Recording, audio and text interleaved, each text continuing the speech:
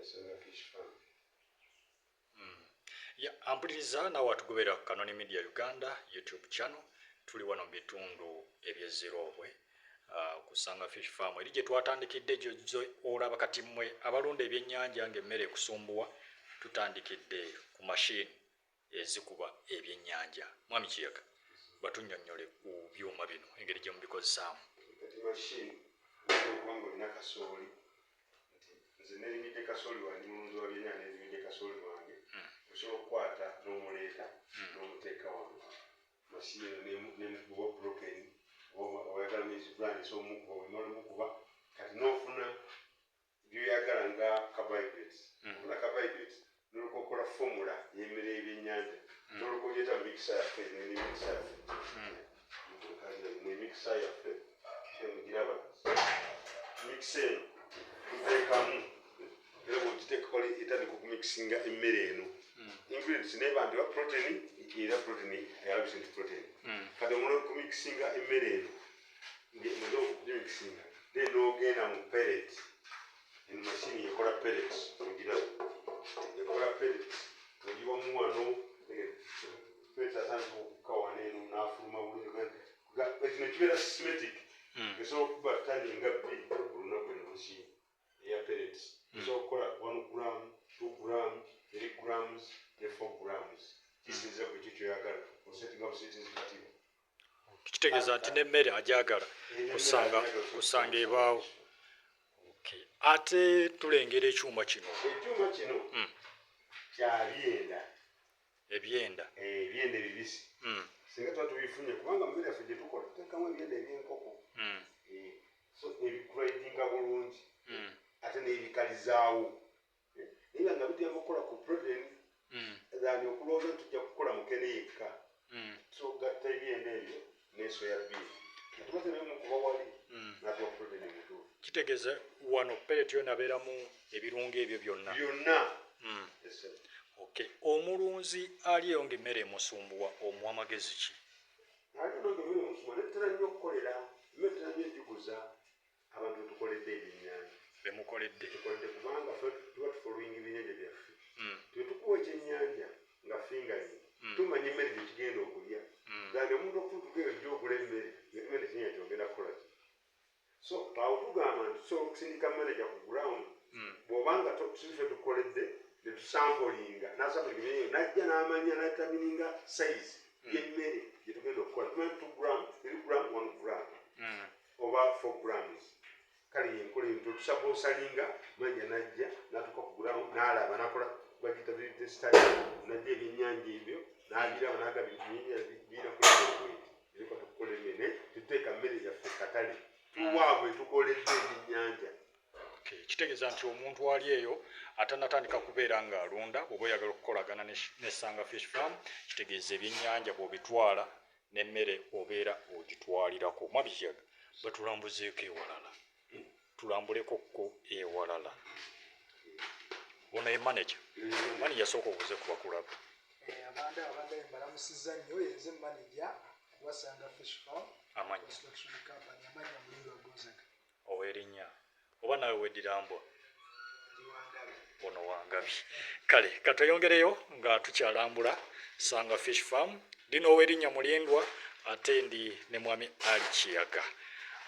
gwe tutambula naye mu program atugobera ku Mama FM tubeera ku Lwakubiri ssaawa zibeera 8 okutuuka ku 9 netubeera nga tusomesa abalunzi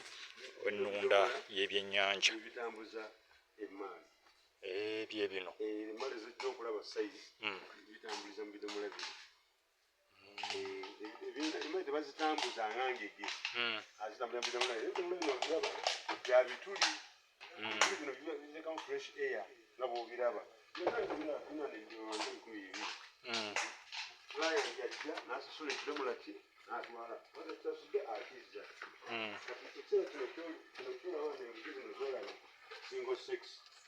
waliwo breed y'engege tugezaako okwapulovinga toke tugiteeka ekkatale engege zolaba zigenda kuza mwezi wano naye twakola zikula zitya engege zino zolaba zigenda kuza mwezi wano naye tulakola zikula zitya so oziteeka kkatale zinaakula zitya olabe kiteekisa okuwa abantu ekituufu zino nazo mmale zino ngege ngege tutuuse ku faamu nga tulaba balina empita gye baziyitamu wano temunatandika ziyigiriza ku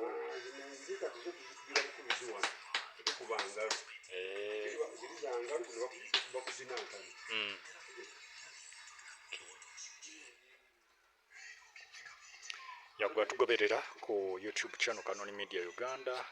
Tulisanga nga tulambula engeri ebyennyanja bino system mwe ziyita okusobola okubeera nga ate bikutuukako eyo gwe omulunzi, kubanga guno omulimu guyinza okubeera musanso omungi nga togusobole, naye nga ate osobola okugula emmale ewedde okwaluza ne babeera nga bagikuteekerateekera mu kidiba. Jjukira nti bakuzimbira n'ebidiba. Mwami Kiyaga, awo omuntu asobola okubeera nga tayina kisenyi akantu nga kano akasingako kano olwo ewaka abeera bakakolera ssente nga mmeka ali waka? baagala kukozesa material mitono naye nga standard y'akantu nga kano gena emmale nga 100 kade kakola miliyoni nga 2 mu kakola ku standard ndi asobola okubeera nako ebbanga lyonna nga wakolera bizinensi yeetaaga miliyoni nga 2 mu kitundu kisinza ku distance 2 singa oba ogenda bikola nga faida oba weeyo ewala kibeera 2. Kusomooza ki abalunzi abalunda mu nnunda eno gye basinga okubeera nga basanga? Amazzi kati zirina amazzi gaago galaga zirina shalowero girabe nettaka kwali switch tusobola okulaba no nga gafuuwa amazzi gano genda mutereko switch mutereko switch eyo kati ebintu byaffe biri practical bona agenda kutereko switch olabe agenda kutereko switch olabe nti amazzi gano egakola ku hatyale okugenda maazi kati ekyali nga balina nabegagenda mu tanka mugolaba waggulu nogolaba waggulu amazzi ago ekyali tebalina amazzi ago wana muyingo singa aba n'amazzi ago ikanduda best. Tukyakulambuza Sanga Fish Farm. Ate wano kakati wano emmale ezigenda okusalwamu amagi bwezimala ozinyansigamu amagi tuziteeka wano obanga tumaze zikuba empiso era tuziteeka wano zikuba empiso akulaba sooka omuddiremu wano wagendawo male kikaki wano wagendawo emmale bwetumala ozikuba empiso tuziteeka wano bwetuziteeka wano amagi gano negakula mu 48 hours tuba tusobola okugenda netuganyigira ku tray zaffe ogenda ziraba munda awo tuganyigira mu tray kati ate tugongeramu ndowooza olunaku nga 1.5 amagi gaba gahakinze okutuwa obunnyanja buno bwogenda okulaba ffe kati wano ennyumba teekamba bangisa ezo ennyumba kati nyumba za byennyanja nga bwoziraba era betugenda okulambulamu eno boyira eri yeteekamu aganyoga ndowooza gundi bwetambula erumaze gakubamu waggulu ne gatambula wano ne bafumba omuliro nga bwogiraba netambula bwetyo ne bafumba omuliro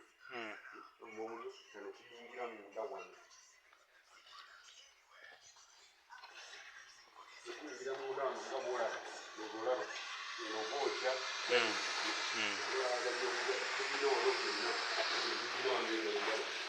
eribamu gwoca